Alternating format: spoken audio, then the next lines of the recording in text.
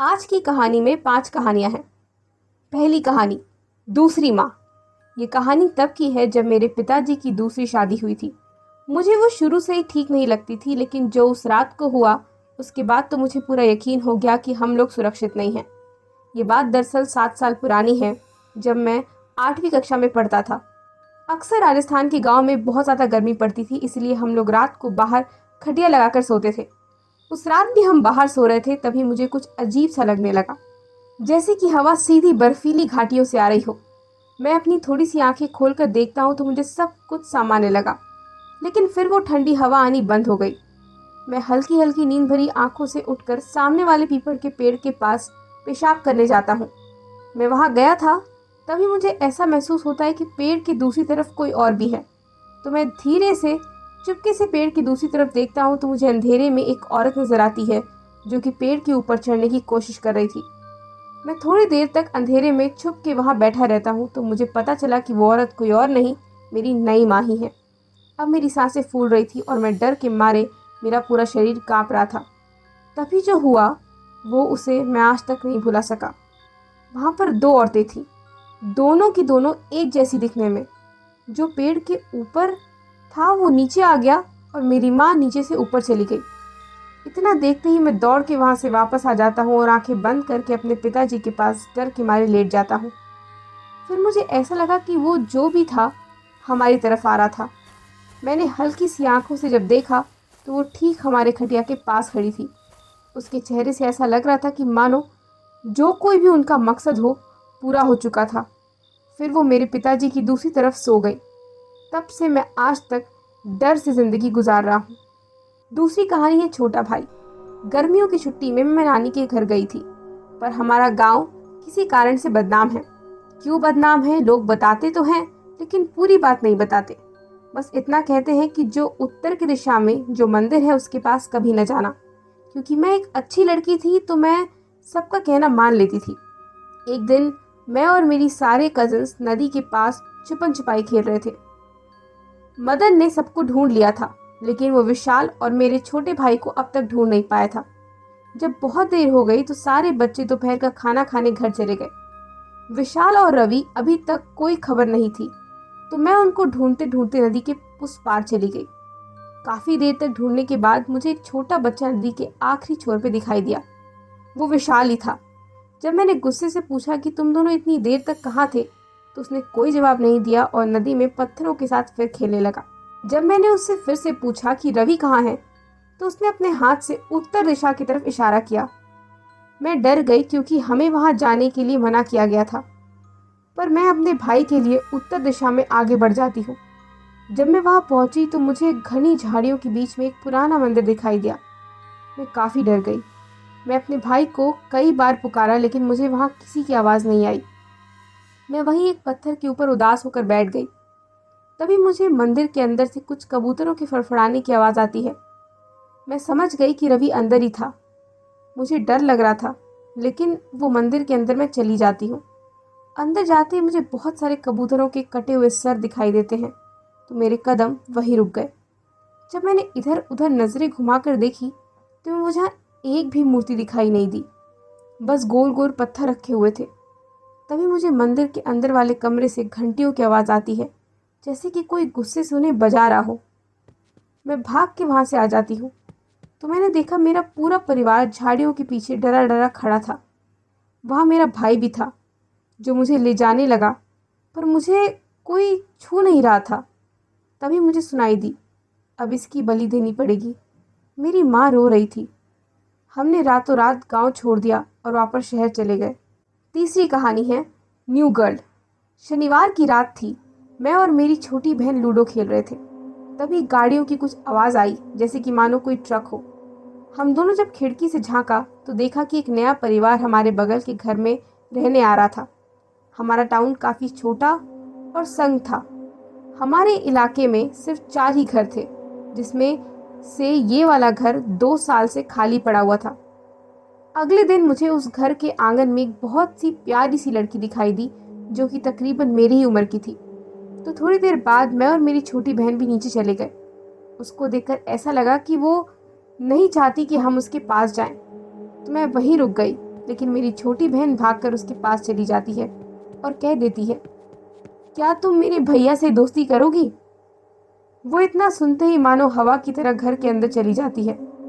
मैं अपनी बहन को लेकर घर के अंदर चला जाता हूँ, लेकिन रात को जब मैं अपनी खिड़की से बाहर देखता हूँ तो उस घर के छत में कोई कहाँ था जो चांद को देख रहा था। ये वो लड़की नहीं थी जो दौड़ के अंदर चली गई थी, शायद उसकी बड़ी बहन हो, पर वो लगातार पिछले 20 मिनट से चांद की तरफ देख रही थी। फिर उसने एक कागज का टुकड़ा लिया और चांद की तरफ दिखाकर उसको जला दिया। ये देखकर मुझे अजीब सा लगा। फिर वो लड़की भी बड़ी तेजी के साथ अंदर चली जाती है। ये वाकया कुछ 7-8 दिनों तक चलता रहा। फिर मैं ये सब देखना छोड़ दिया, लेकिन कुछ दिनों के बाद मेरे घर में एक अजीब सी घटना होने लगी। मेरी बहन को चिकन पॉक्स जैसी माता आने लगी। वो सिर्फ रात को ही आती और सुबह तक ठीक हो जाती।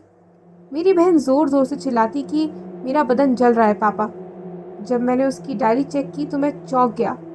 उसने इस ड्राइंग में एक भेड़िया बना रखा था जो चांद की तरफ देख रहा था और उसका मुंह आग से जल रहा था। ये सब देखकर मुझे अंदर ही अंदर कुछ महसूस होने लगा कि शायद मैं इसका राज जानता हूँ। तो उस रात मैंने भी छत पर एक पत्थर लेकर चला जाता हूँ। फिर से वो लड़की आती है और चांद की तरफ देखकर कुछ जलाने लगती है। तभी मैंने अपने हाथ में लिया हुआ पत्थर उसकी तरफ फेंक देता हूँ। मुझे उस तरफ से किसी लड़की की नहीं बल्कि एक भेड़िए की चीखने की आवाज़ आती है, तो मैं डर के नीचे भाग जाता हूँ। अगले दिन जब मैंने अपने माता पिता को ये बात बताई तो वो लोग उनके घर में जाते हैं तो पता चलता है कि उस घर के लोग रहस्यमय तरीके से कहीं चले गए। उस दिन के बाद मेरे पिताजी ने एक ऊंची दीवार बना दी और हमारे उस घर के बीच में, और हम वहाँ कभी नहीं जाते। चौथी कहानी है स्कैरी हस्बैंड। शादी के 1 महीने बाद से वो घर पर लेट आया करते थे। उनके परिवार में सिर्फ वो अकेले थे और हम दोनों उनके बड़े से घर में रहते थे जो कि दार्जिलिंग में था। लेकिन मुझे इस घर से डर लगता था। ये घर थोड़ा राजा महाराजा स्टाइल में बना हुआ था। जब मैंने उनसे पूछा तो उन्होंने कहा कि हमारे पुरखों की विरासत है। जैसे तैसे मेरे दिन गुजर रहे थे, लेकिन मानो घर की दीवारें मुझे काटने को दौड़ती थी। हमेशा मुझे डर सताया करता। एक दिन मैं घर की सफाई कर रही थी, तभी मुझे अलमारी के पीछे एक गुप्त रास्ता दिखाई दिया। मैं जैसे ही उस दरवाजे को खोला और अंदर गई तो मुझे देखकर बड़ी हैरानी हुई। अंदर की सारी चीजें धूल मिट्टी से सनी हुई थी। हर तरफ मकड़ी के जाले लगे हुए थे। कमरों को देखकर ऐसा लग रहा था कि मानो ये कोई एक लाइब्रेरी रही होगी। उस कमरे में कई किताबें रखी हुई थी। ये सब देखकर अब मुझे अपने जीवन का नया मकसद मिल चुका था, वो सारी किताबें पढ़ना। मैं जैसे वो किताबें पढ़नी शुरू की तो मुझे ऐसा लगा कि किताबें 17 सेंचुरी की हैं, पर उन किताबों का नाम बहुत अजीब सा था, जैसे चुड़ैलों को मारने के 12 तरीके, दम पिचास का खून पी के जीवित रहना और अघोरी को कैसे वश में किया जाए। मैं थोड़ा डर सी गई। फिर मैं कमरे को छोड़कर जैसे ही जाने लगी तभी मेरी नज़र किताब पर पड़ती है, अपनी बीवी की आत्मा शैतान को कैसे बेचे और अमर रहे। ये सब देखकर मुझे और भी ज़्यादा डर लगने लगा। मैंने मन ही मन कहा, ऐसी किताब कौन पढ़ता है। पता नहीं क्यों मैं वो किताब अपने साथ ले आई। मैं इसे पढ़ने ही वाली थी कि मेरे पति घर आ गए, तो मैं उनके लिए डिनर बनाने लग गई। फिर हम लोग बिस्तर में थे और वो मुझे अपने ऑफिस के बारे में बता रहे थे।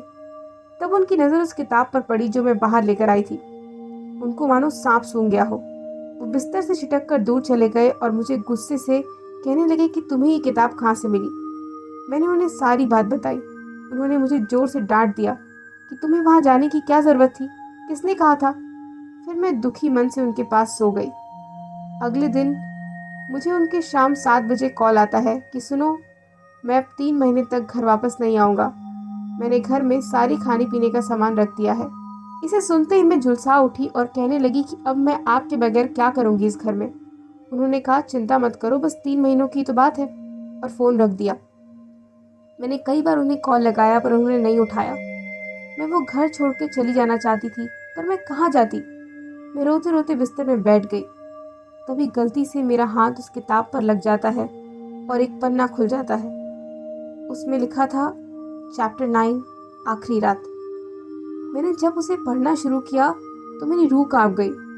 उसमें लिखा हुआ था, जब तड़पेगी वो तब तब कांप, तब जाना तुम वहां से भाग।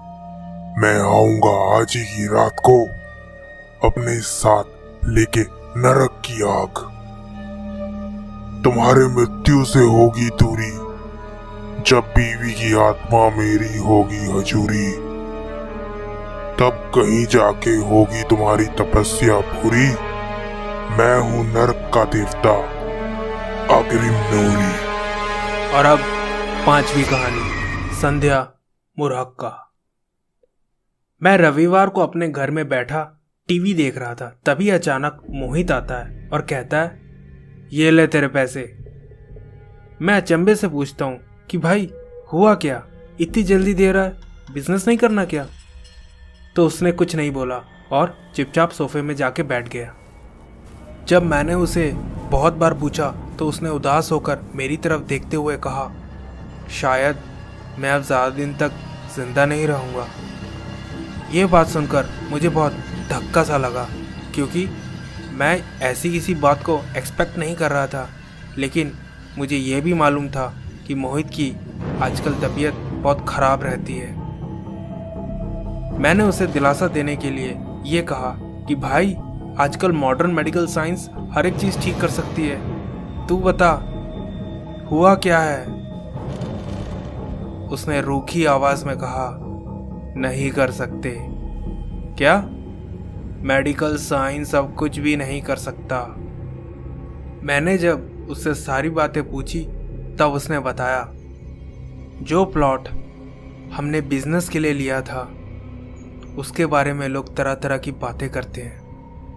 लोगों का ऐसा मानना है कि आज से 50-60 साल पहले वहाँ एक औरत रहती थी जिसका नाम था संध्या मुरहक्का।